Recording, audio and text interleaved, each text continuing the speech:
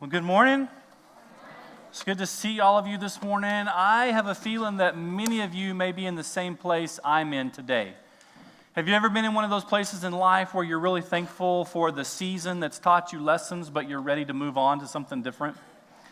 Like, I think of high school. Like, I'm really thankful for high school and all that happened in high school, but at the same time, I don't want to go back there again, right?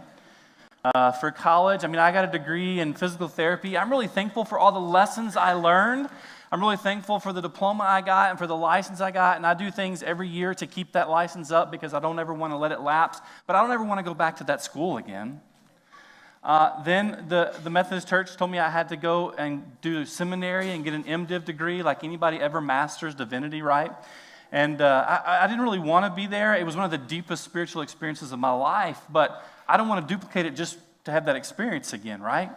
That's where we've been at on this journey for the last 10 weeks. I'm really thankful for the journey. I'm really thankful for all the lessons that God has taught me along the journey, but I am so excited for the next chapter. And so this morning, we're going to finish up some of the lessons that we've been sharing with you that I've learned, that the staff has learned while we've been over here at All Saints for 10 weeks. We've shared with you lessons. The first lesson we taught you is that it's not just about the destination, but it's about the journey and what God wants to teach us along the journey.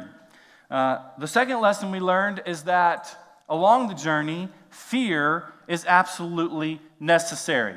And not fear of what's out there or who's out there, but fear of God is absolutely necessary. Last week, Michael Christian shared with you the lesson, which was just done fantastic. The lesson was God's timing is perfect. I made sure after Jason finished worship this morning, as soon as he said amen, I was out here. Some of you got nervous last Sunday. I got to sit where you're sitting last Sunday, and I was sitting next to my wife and my 14-year-old. My 14-year-old did not know that I wasn't preaching. And he turns to me when Michael doesn't come out and says, "What are you doing? Get up there." My wife knew I wasn't preaching, and she was like, "Do something." God's timing is perfect. This morning, we're going to share one more lesson with you. To do it, we're going to stay in the book of Exodus. We've been looking at the journey the Israelites were on as they wandered in the wilderness for 40 years. I want you to do me a favor this morning. If you've got a Bible with you, great. Find Exodus. Turn to Exodus chapter 32.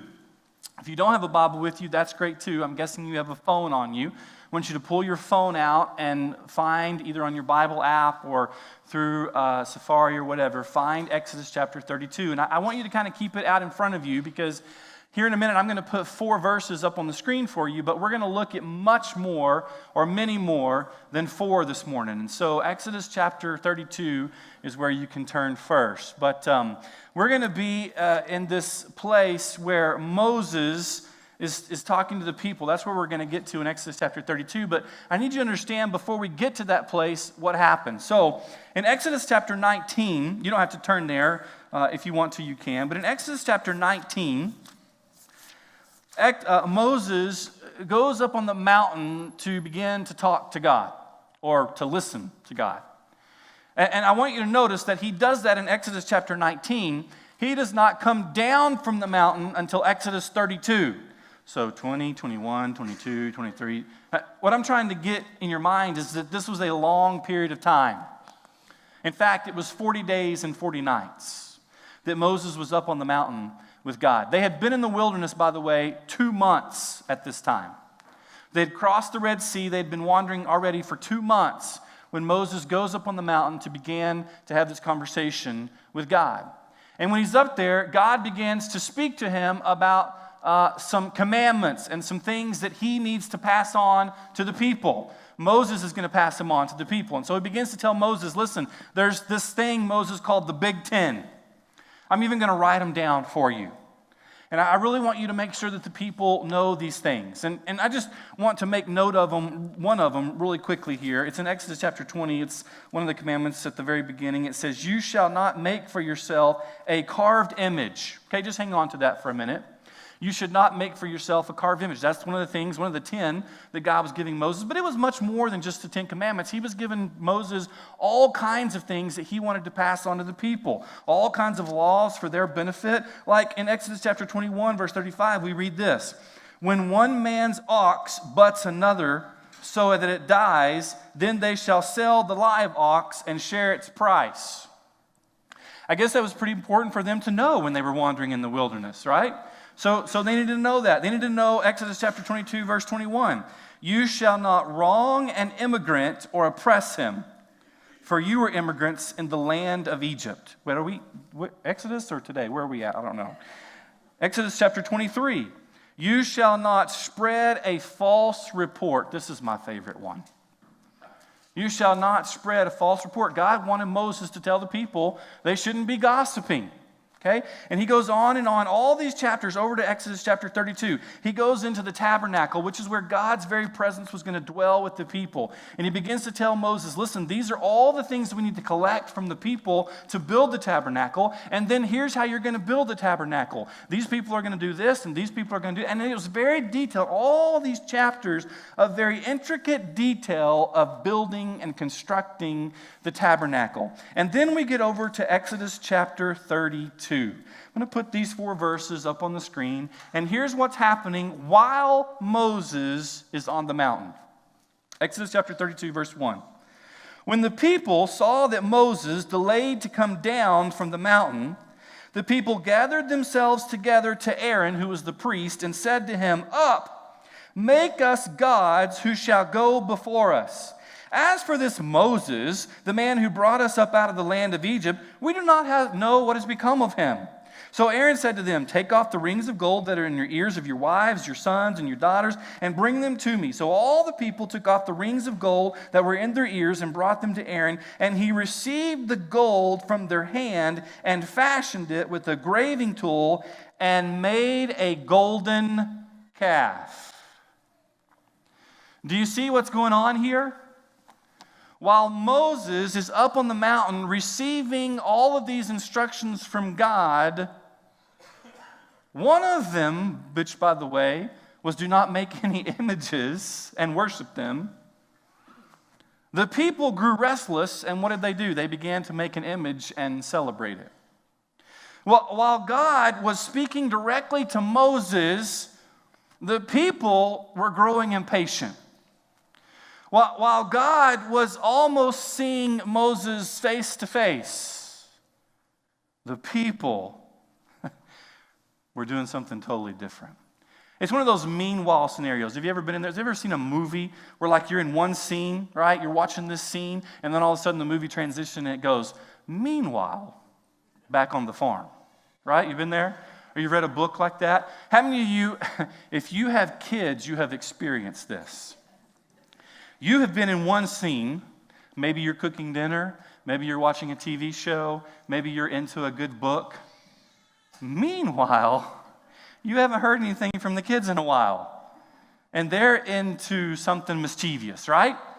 The little girl has marker all over her face because her older brother got carried away with it or something like that. You've been in this scenario where something is happening here and something totally different is happening over there. Here's what was happening. God was visiting with Moses face to face, getting direction, instructions, commandments. Meanwhile, the people were growing idle.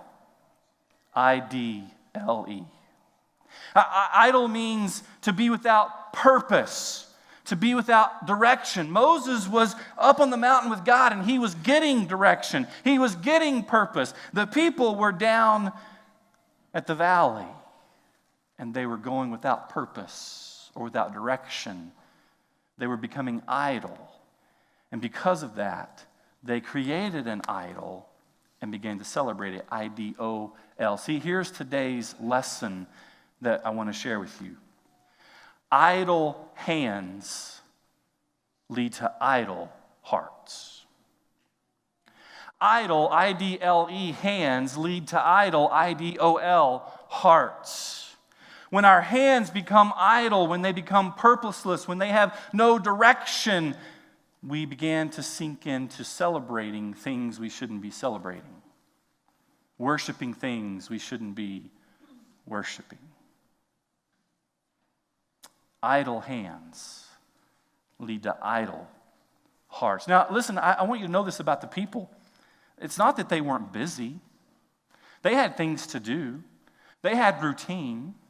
I mean, every Sunday, or every day they ended in Y. They had to go out and they had to gather the manna that God literally rained down from heaven. They had to go out and gather it up. On Fridays, they had to gather twice as much because they couldn't go out and gather it on Saturday. And so they had to gather all this manna up and they had to bring it in. They had to prepare it. They had to fix it. They had to take care of their tents. They had to make sure they were, clean and put up and all of these things. They had routine. They've had things to do. I mean, they'd only been traveling for 2 months, so they hadn't accumulated too much stuff or too many flocks, but we know from the instructions that God was giving Moses that they had animals, they had flocks, they had herds, they had to tend to them, they had chores to do. I mean, it's not that their lives were completely unbusy, it's that they were idle.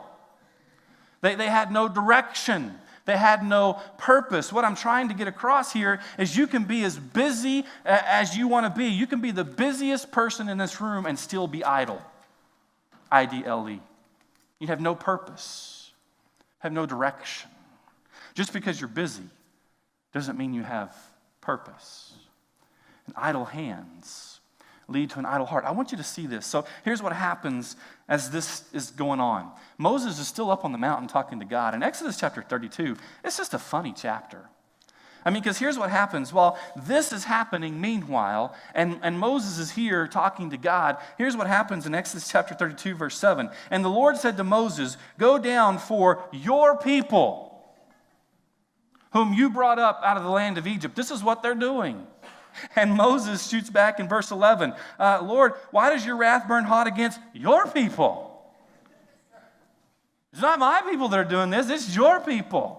And so Moses goes back down the mountain as God commands him to do, and he sees what's happening, and he gets so upset about what's happening. He's got the 10 Commandments that God literally wrote on tablets for him, 2 tablets. He gets so upset, he breaks the 10 Commandments. Like, not literally, but like literally.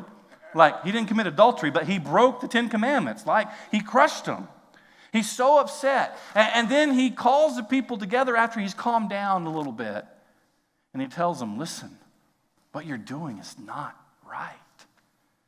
You've done a great sin in the eyes of God. This is not a good thing." And then he goes back up on the mountain to meet with God. And he pleads on their behalf. He intercedes on their behalf. He prays that God would spare them for the thing that they have done. And he and God continue to have conversation. He comes back down off the mountain, chapter 35. And I want you to see the difference. I want you to see what happens in Exodus chapter 35. I'm going to start reading in verse 4. So if you've got it on your Bible or on a phone, Exodus chapter 35, verse 4. Moses said to all the congregation, okay, so he's come back down off the mountain. All the congregation is gathered before him again. Here's what he does. He said to all the congregation of the people of Israel, "This is the thing that the Lord has commanded. Take from among you a contribution to the Lord." We'll just stop right there. I'm a pastor. The solution to every church problem is to take an offering. You're not laughing as hard as I wanted you to laugh. No, here's what he's doing. He says, "Take from among you a contribution to the Lord.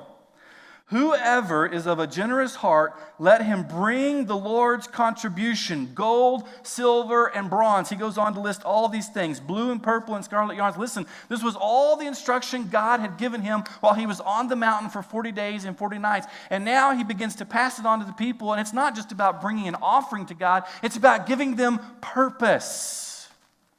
It's about giving them direction. It's about making sure their hands are no longer idle. It's about saying, "Listen, God has purpose for you. He has direction for you. You need to go to your tents and you need to gather these things. All of the gold, the silver, the bronze, the fabrics, all of these things you can find. This is what we need to build the tabernacle. And you need to go and get them and you need to bring them back and lay them here so we can begin to construct the tabernacle." There was now purpose. There was now direction. They didn't have nothing to do. It's not that they were just busy doing nothing. They now had a specific direction and a specific purpose. And he goes on to tell them this down in verse 10. Let every skillful craftsman among you come and make all that the Lord has commanded. If you read the rest of the chapter, he basically says this. Those of you who are skilled and those of you who are not so skilled, come and put your hands to work. You see, when Moses comes back down off the mountain that second time with God, he says, listen, what you need to learn is this lesson. Your idle hands have led to an idle heart. And the way to avoid an idle heart is to give your hands purpose and direction. And so the purpose and direction I have for your life is to bring these offerings to the tabernacle. Begin to take your hands and put them to work and construct the tabernacle. Yes, some of you are more skilled. You will teach others how to do what they need to learn how to do. You will advise, you will supervise, you will do all of these things. Others of you, you may not have that skill, but you can be taught. You can be a gopher. Everybody's favorite job is a gopher, right? We've been meeting over here at All Saints for 10 Sundays. You may not realize this, but all of this behind me, it's not set up when we walk in here on Sunday mornings. Every Saturday we come over and we drag all of this stuff out. So All Saints has been so gracious to us. They let us store it here. But we come on Saturdays and we set all of this up. The only thing that we're using here in this building is the screen and the projector. Everything else we brought from across the street and we set up every Saturday. You know what my job has been every Saturday for 10 Saturdays? The gopher. Because I don't know a darn thing about any of this stuff back here. I've tried. Like the first Saturday, I was going to try. People are plugging things and dragging cables and setting everything up. And I wanted to help. And so I just went and picked up a cable. And I said, where does this go? And they said, plug it into the speaker over there. So I walked over to the speaker with the cable in my hand, and I look at the back of the speaker. Do you know how many places there are to plug a plug in back here? So then I'm like, which one? Where does it go? Right? And so this happened for a couple of weeks. The next week, I'm like, I'm getting really good at this. And so I didn't even ask. I just took the cable. I hooked it into that speaker. I hooked it into the power system back here. And in about 15 minutes, Dylan Cole, our audio producer, he said, Ryan, you got the ends backwards. You plug that into the speaker, and it goes back there. And that piece goes into the speaker. Right? I've been a gopher for 10 Sundays. I love it. Everybody has a purpose. Everybody has a responsibility. The New Testament, Paul in Romans, 1 Corinthians, he tells us that everybody has a gift. At least one. And the purpose of that gift is to build up the church. But I'm going to speak to you this morning, church, and tell you that it's really tempting to get idle hands. And when we get idle hands, we get idle hearts. When we lose that purpose, when we lose that direction, we tend to celebrate things God doesn't want us to celebrate. Listen, I'm just going to be really honest with you this morning. I'm your pastor. I feel like I can do this. I feel like I'm called to do this. One of the things God told Moses specifically that the people did not need to do, that they needed to stay away from, was to spread false reports. Do you want to know when I hear false reports in the church? It's from people whose hands have become idle. And they've lost their purpose and direction. Instead of using the gift or giftings that God has given them to use in the church, their art has kind of become idle, O-D-I-D-O-L. And they begin to celebrate other things. Idle hands always lead to an idle heart. But I want you to notice, as they began to bring their contributions and as they began to go to work on the tabernacle in Exodus chapter 35, there are several things that stick out at me as I read this chapter. In verse 21, it says, and they came. So here's what Moses said. We're not going to be idle. We have purpose. We have direction. Here's what we're going to do. I'm giving you your purpose. I'm giving you direction. And in verse 21, we read this, and they came. Everyone whose heart stirred him, and everyone whose spirit moved him. Look at verse 22.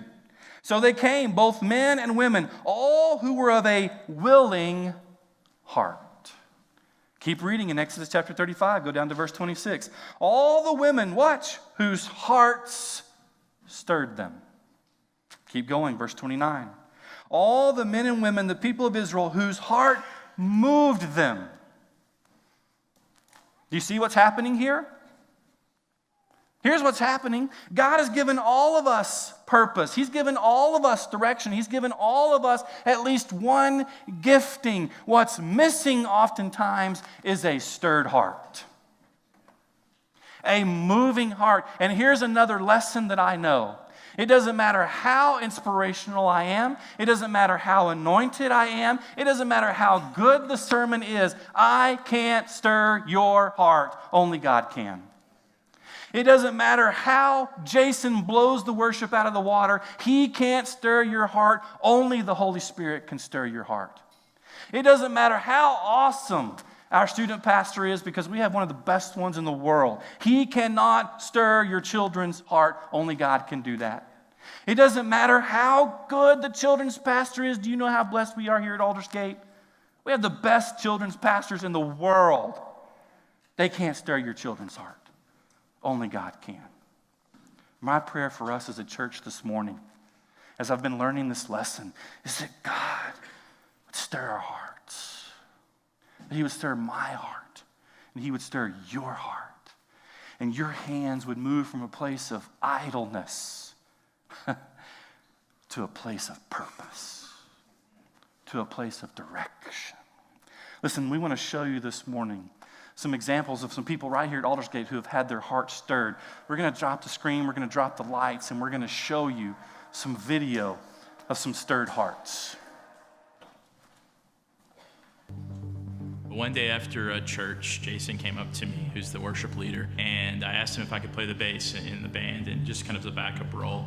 I kind of told him that I'd played bass 10 years ago in a band when I was in high school, and I want to get back into music. So the way that I've been impacted by serving is just getting to experience Christ through others and listening to what they've been through, and just getting together and worshiping as a team. I've seen God through my service, through just trusting through Him, through just seeing His love and His compassion for us, and just experiencing just the ability to worship and come in His presence through music, which is a passion that I once had, and it's great to now have that passion again 10 years later. Someone asked me to serve, so I started in media. I was doing media, and our pastor, Mike Schaefer, asked someone in this service is supposed to be doing children's ministry, and I just ignored him, blew him off. Second service, same thing. Next thing I knew, I walked down to Stacy Denini, the children's pastor at the time, and I said, hey, my name's Larry GUNSET. I've never done children's ministry, but I feel like I'm supposed to be here. And I'm going on over 10 years serving in the children's ministry, and I think it's obedience.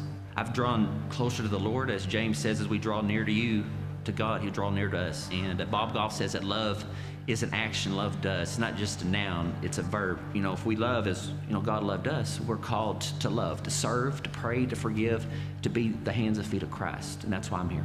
I'm an introvert. Me and Ryan are kindred spirits. So the whole time that I'm interacting with you, I'm just crawling in my skin. And God, from my perspective, is an initiator. He initiates relationships with us. So when I'm serving in the Next Steps area, I'm also an initiator. And so I feel like that is my way of showing God to people, is initiating relationships with them. What got me involved in serving is Jerry and Boo. She told me I had to serve, and I was happy to go along with it. I was very uncomfortable, but Jerry Ann knew I could do it. I've been impacted through serving by being held accountable. The enemy will whisper to you that no one will care if you're not here or you're not needed, but you are needed. You play a very important part, no matter how small it is. We all play a big part. I'm glad to be a part of it. So even though I can't, Jason can't, anybody else can't stir your hearts, we also know that God, through Moses, gave some very specific ways for them to find that purpose and for them to find that direction, for their hands to no longer be idle. And so we want to help you do that this morning. As we move back across the street, as we launch next Sunday a brand new service, as our service times change and move to 9, 10, 15, 11:30, as they all look a little bit different, here's what we are really challenging you to do as a church.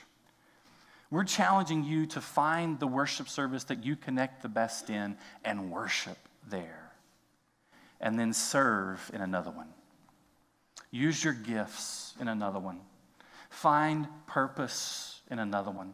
And there are lots of different ways you can do that. We've tried to make it really simple for you. And so above me, there's going to be a URL that's put on the screen. And what I want you to do is I want you to take out your phone right now. Just go ahead and take out your phone. And when you get your phone out, you can get that URL. You've got to put it in exactly the way it is. So if it's a capital letter, put in the capital letter. And once you get all that done and put it in, it will take you to a site. And it's really simple. Once you get there, all you got to do is give us some really simple information. You got to give us your name. You got to give us your best phone number. And you got to give us an email. And when you give us that information, then the next screen, there's going to be 5 areas that pop up. Just real simple, 5 areas. The host team, the worship and media team, the children's team, the emergency response team, and the prayer team. And we want you to just think in the next few minutes about where your purpose might be, where your direction might be, where your hands may need to find purpose and direction, where you might choose to serve one. Maybe you don't know right now and you just have some time to think through it and pray through it. Just save that URL. You can go back to it anytime this week. Maybe you're thinking, well, I'm in church every Sunday, and I'm in a group, and I'm in a small group. Listen, you can be busy with church stuff and still be idle. Where is it that God may be asking you to find purpose and direction? You may be thinking, well, those categories are so broad. How do I? Listen, we're going to contact you. We'll follow up with you and say, where do you think it's best that you find a place to serve, that you find direction and purpose? Where do you want to use your gifts? What's your passion? What is it that makes you excited to get up every morning? How can we plug you into that area? Idle hands lead to idle hearts, but hands with purpose lead to passion, purpose, direction.